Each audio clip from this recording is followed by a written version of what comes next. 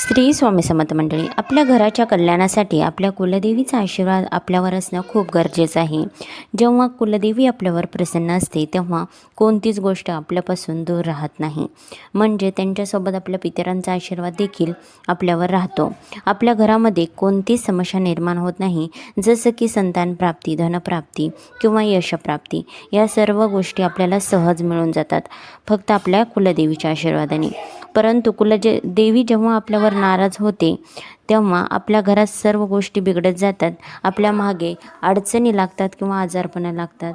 कुलदेवी नाराज का होते तर आपण जर त्यांच्या मूळ ठिकाणी गेलो नाही किंवा त्यांना विसरून गेलो, त्यांची सेवा आपण केली नाही, घरात जेव्हा शुभ कार्य असते तेव्हा त्यांचं पूजन आपण केलं नाही किंवा सणासुदीला कुलदेवीला नैवेद्य आपण दाखवला नाही, शुभ कार्यामध्ये प्रथम पूजन आपल्याला आपल्या कुलदेवीचं करायचं आहे किंवा घरामध्ये लग्न कार्य झाल्यानंतर त्यांच्या दर्शनासाठी मूळ ठिकाणी जायचं आहे, कधी त्यांच्या नावाने प्रसाद वाटायचा आहे किंवा एखादी सुवासिनी किंवा कन्यापूजन आपल्याला करायचंच आहे. धन्यवाद.